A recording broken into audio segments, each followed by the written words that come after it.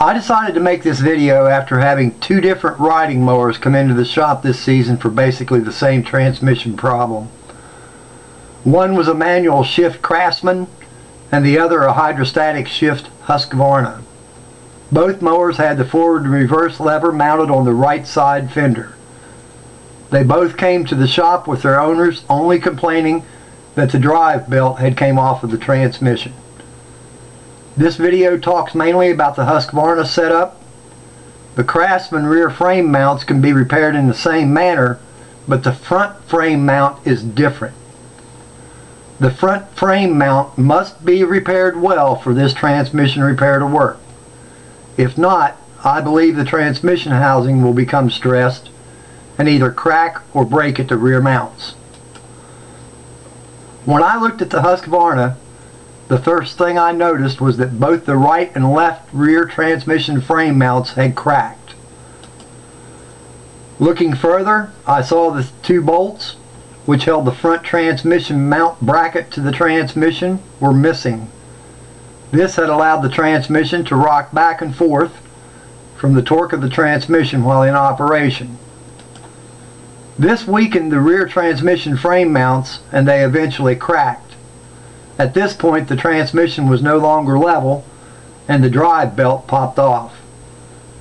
I had seen where other people had attempted to weld the flimsy rear frame brackets and put the bolts back into the front mounts, but it didn't appear that the repair had lasted very long. The Husqvarna had 4 bolts involved in the front transmission mount repair. 2 bolts, which held the front frame mount bracket to the transmission, were on top of the transmission. There were also 2 bolts directly under those, which only held the transmission case halves together. While the upper and lower bolts lined up perfectly, they were 2 separate holes separated by about 1/8 inch of aluminum.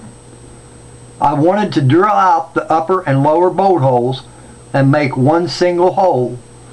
That way I could install one 3-inch long bolt to hold the case halves together and support the front transmission mount bracket all at one time.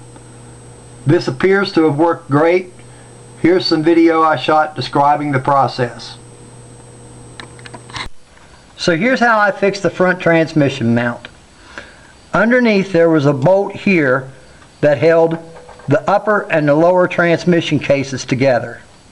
I removed that bolt, took a drill with a 21/64 drill bit, and went completely from here at the bottom where that bolt came out of all the way through the upper half and came out the top where you see these nuts here now. I took a 3-inch 5/16 grade 8 bolt with flat washer, put inside of the hole, ran it up through and out the top through the bracket, put a flat washer, a lock nut, and a jam nut on top of that. I installed those with using Loctite red, and I believe at this point that that'll stay forever. The metal that we took out of the bolt hole was only about a 1/16 inch deep, so there wasn't enough of that to hurt anything. Okay, now that our front transmission mount is completed, we're going to move to the right side transmission mount.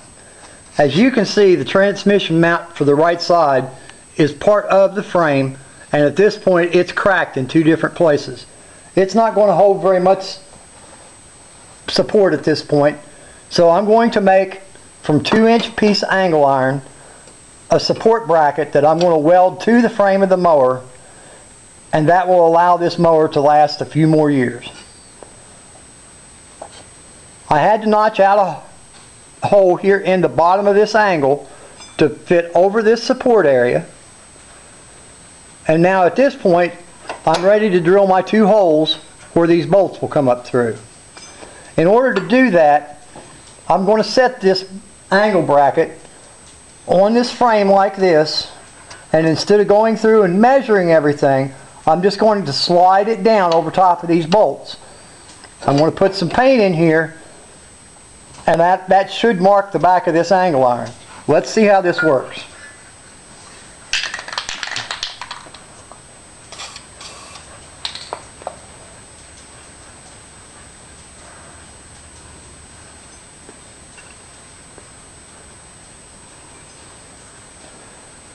Okay, now I'm going to put this the way it needs to be, in the right area and flush up against the frame.